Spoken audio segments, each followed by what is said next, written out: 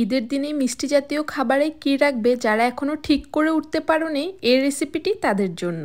বানানো খুব সহজ আর খেতে কিন্তু বেশ মজাদার। দেখে হয়তো বুঝতে পারছো টেস্টি কেমন হবে। চলো তাহলে রেসিপিটি শুরু করা যাক। প্রথমে ফিলিংয়ের জন্য ক্রিম তৈরি করতে হবে। এর জন্য একটি পাতিলে নিয়ে নিচ্ছি 2 কাপ পরিমাণ গরুর দুধ। এর সাথে দিয়ে দিচ্ছি 1 কাপ পরিমাণ গুঁড়া দুধ। এবার দুধটাকে ভালোভাবে নেড়েচেড়ে মিশিয়ে নিতে হবে যাতে কোনো ধরনের দানা দানা ভাব না থাকে।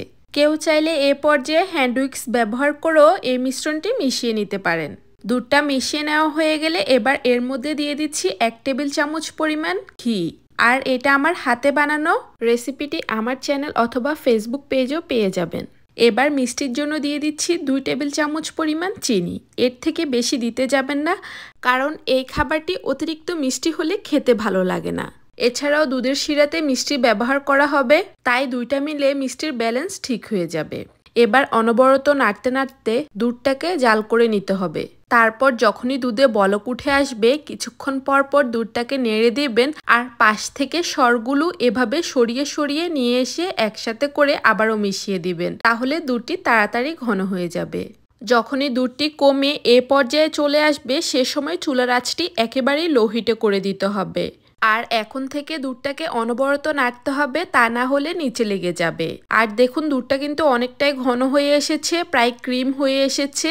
এখন এটাকে আরো কিছুক্ষণ জাল করে নিতে হবে। দেখুন জাল করতে করতে এটা একেবারেই ঘন হয়ে গেছে। আর নামিয়ে ঠান্ডা করার পর এটা আরো কিছুটা ঘন হয়ে যাবে। তাই আমি এ পর্যায়ে চুলার আঁচটি বন্ধ করে দিয়ে একটি বাটিতে নিয়ে নিব।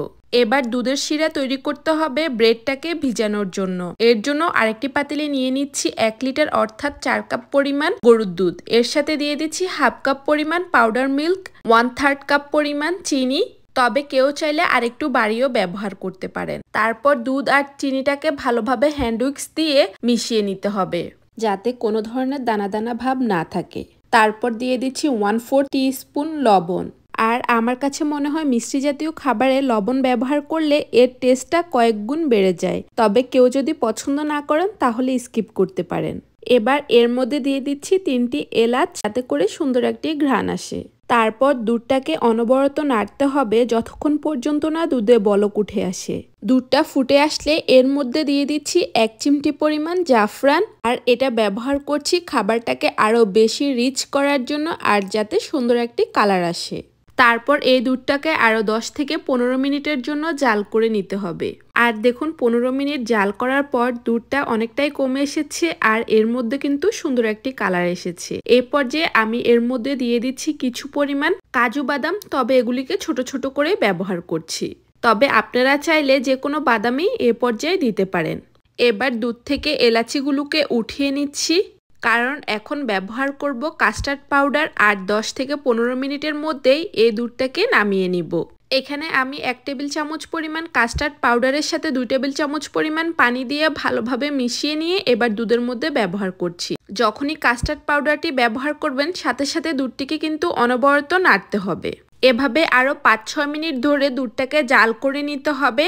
এর ফলে দুধটা ঘন হয়ে আসবে আর এর কালারটাও কিন্তু চেঞ্জ হয়ে আসবে। দেখুন দুধটা কিন্তু অনেকটাই ঘন হয়ে এসেছে আর ঠান্ডা হলে এটা আরো অনেকটাই থিক হয়ে যাবে। তাই এ পর্যায়ে চুলার আঁচটি বন্ধ করে দিয়ে পাতিলটাকে চুলা থেকে সরিয়ে নিব। দুধের শিরা আর ক্রিমটা ঠান্ডা হতে থাকুক আর এ পর্যায়ে আমি ব্রেডগুলোকে রেডি করে নিই। আমি আজকে ব্যবহার করছি পটেটো ব্রেড, তবে আপনারা যে কোনো ধরনের ব্রেডে ব্যবহার করতে পারেন। আর এগুলির টুকরো দেখে বুঝতে পারছেন ব্রেডটা কিন্তু মাঝারি সাইজের। এবার ব্রেডের যে চারপাশে বাদামি রঙের বর্ডারটি আছে সেটাকে কেটে নিতে হবে। এর জন্য আমি একটি ছুরির সাহায্যে ব্রেডের চারপাশটি কেটে নিচ্ছি।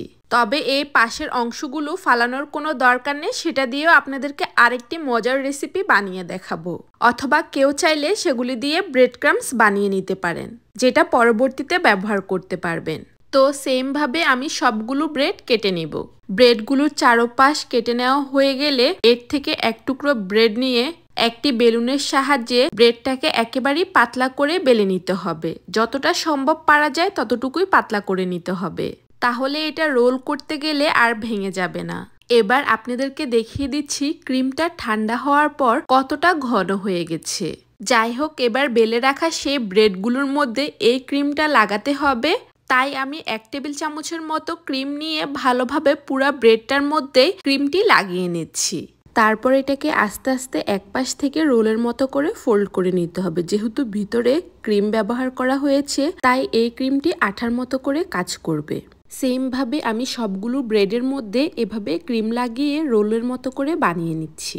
আমি ক্রিমগুলো দিয়ে মোট 17টি ব্রেড ফোল্ড করে নিয়েছি, তবে আরও কিছু পরিমাণ ক্রিম অবশিষ্ট থেকে গেছে, তবে সেটা দিয়ে কি করব দেখতে হলে আমার চ্যানেলটি ফলো দিয়ে রাখতে পারেন।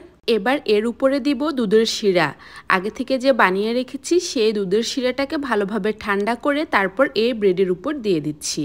তবে দেখার সৌন্দর্যের জন্য আমি ব্রেডগুলোকে এভাবে সাজিয়ে নিয়েছি, কিন্তু এভাবে শিরা দিলে প্রত্যেকটি ব্রেডের গায়ে শিরাটা ভালোভাবে পৌঁছাবে না। তাই আপনারা যখন বানাবেন তখন আলাদা আলাদা করে প্রত্যেকটি ব্রেডের মধ্যে চামচ দিয়ে শিরা দিয়ে নেবেন। এই যে দেখুন আমি পরবর্তীতে এই বাটিটি চেঞ্জ করে অন্য একটি বাটির মধ্যে নিয়ে নিয়েছি, আর যখনই নিচের লেয়ারটা দিয়েছি তখন একটু শিরা, তারপর এভাবে প্রত্যেকটি লেয়ারে একটু একটু করে শিরা দিয়ে নিয়েছি। সবশেষে উপর দিয়ে আরও একটু শিরা দিয়ে নিয়েছি। আর যে প্রথমে বললাম এই দুধের শিরাটি কিন্তু ঠান্ডা করে ব্যবহার করতে হবে। যদি গরম গরম ব্যবহার করেন তাহলে পাউরুটির উপর দেওয়ার সাথে সাথে পাউরুটিগুলো বেশি নরম হয়ে যাবে আর দেখা যাবে পাউরুটিগুলো গলে যাচ্ছে। তাই পারলে আপনারা এই দুধের শিরাটাকে ফ্রিজে রেখে তারপর ঠান্ডা করেও ব্যবহার করতে পারেন। এবার ডেকোরেশনের জন্য উপর দিয়ে দিয়েছি কিছু পরিমাণ কাঠবাদাম আর কিছু পরিমাণ পেস্তা বাদাম। আপনারা আপনাদের পছন্দ মতো যে কোনো কিছুই এখানে দিতে পারেন, তবে এই বাদামগুলো আগে থেকে ভেজে তারপর আমি ব্যবহার করেছি। আচ্ছা সত্যি সত্যি বলুন তো এটা দেখে কার কার লোভ হচ্ছে? দেখতে যেমন লোভনীয়, খেতেও কিন্তু এর থেকে বেশি লোভনীয় মজাদার হয়েছে। বিশ্বাস না হলে একবার বানিয়ে দেখতে পারেন এই ঈদে। ও আচ্ছা, আজকে আমি কি বানিয়েছি সেটাই তো বলা হয়নি। আজকের এর রেসিপিটির নাম হচ্ছে ব্রেড মালাই রোল। নামে যেমন মালাই রয়েছে, খেতেও কিন্তু মালাইয়ের থেকে কম না। তো আজকে আমার এই সহজ রেসিপিটি আপনাদের কাছে কেমন লেগেছে আমাকে অবশ্যই জানাবেন। ভালো লাগলে লাইক কমেন্ট শেয়ার করে আমার পাশেই থাকবেন, আর আমার পেজটি ফলো করে রাখতে পারেন এরকম আরও মজার মজার রেসিপি পেতে।